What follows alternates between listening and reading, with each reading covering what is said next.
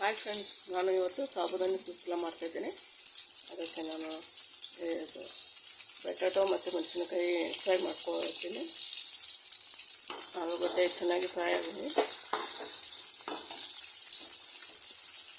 2 ಅವರಿಂದ ನಾನು ಸಾಬುದಾನಿನ ನೆನೆಸಿಟ್ಟಿದ್ದೀನಿ. ನೋಡಿ, ಮೆತ್ತಗಾಗಿದೆ ಈಗ. ನೋಡಿ ಹೀಗೆ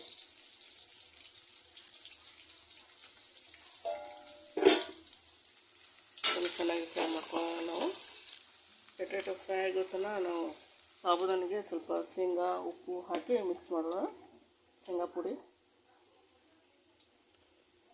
ನಮಗೆ ಎಷ್ಟು ಬೇಕೋ ಅಷ್ಟು ಹಾಕೊಳ್ಳೋಣ.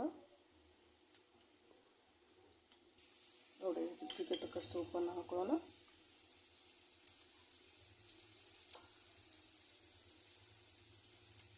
ಹಾಕಿಬಿಟ್ಟು ಇದನ್ನು ಮಿಕ್ಸ್ ಮಾಡ್ಕೊಳ್ಳೋಣ ಚೆನ್ನಾಗಿ.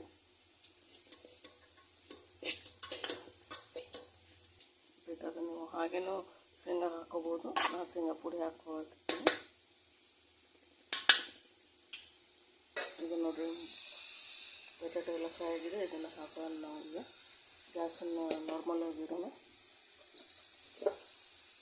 ಲೋ ಫ್ಲೇಮಲ್ಲಿಟ್ಟು ಹಾಕಿಬಿಟ್ಟು ಸ್ವಲ್ಪ ಮಿಕ್ಸ್ ಮಾಡೋಣ. ಎಲ್ಲ ಚೆನ್ನಾಗಿ ನೋಡಿ, ಚೆನ್ನಾಗಿ ಮಿಕ್ಸ್ ಆಗಿದೆ. ಈಗ ನಾವು ಇದನ್ನು ನಾರ್ಮಲ್ ಫುಲ್ ಲೋ ಅಲ್ಲಿಟ್ಟು ಇದನ್ನು ಬ್ರೇಕ್ ಮಾಡೋಣ. ಮುಚ್ಚಿ ಒಂದು 5 ಮಿನಿಟ್ ಅಷ್ಟು ಬಿಟ್ಟರೆ ಸಾಕು. ಬ್ರೇಕ್ ಆಗಿಬಿಟ್ಟಿರುತ್ತೆ, ಎಲ್ಲ ಬಾಯ್ಲ್ ಆಗುತ್ತೆ. ಇದೆಲ್ಲ ಅದು ಕಲರ್ ಚೇಂಜ್ ಆಗಿಬಿಟ್ಟಿರುತ್ತೆ ಸಲ. ನೋಡಿ, ಮಧ್ಯೆ ಸ್ವಲ್ಪ ಕೆಳಗೆ ಮೇಲೆ ಮಾಡಬೇಕು ಅಂತ ಹತ್ತಬಾರ್ದು ಹಾಗಾಗಿ. ನೋಡಿ, ಏನು ಹತ್ತಿಲ್ಲ. ಸ್ವಲ್ಪ ಕಲರ್ ಚೇಂಜ್ ಆಗುತ್ತಾ ಇದೆ. ಇನ್ನೊಂದು ಸ್ವಲ್ಪ ಕಲರ್ ಚೇಂಜ್ ಆಗಿದೆ. ಮತ್ತೆ ಮುಚ್ಚೋಣ ನಾವು ಇದನ್ನು. ನೋಡಿ, ಅವಾಗೆಲ್ಲ ಆಗಿದೆ. ಈಗ ನೋಡಿ, ಎಷ್ಟು ಸ್ಮೂತ್ ಆಗಿದೆ. ಕಲರ್ ಎಲ್ಲ ಚೇಂಜ್ ಆಗಿದೆ.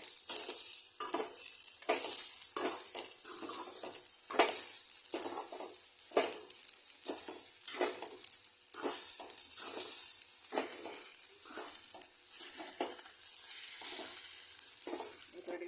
ಇದನ್ನು ಸರ್ವ್ ಮಾಡೋಣ ನೀಟಾಗಿ.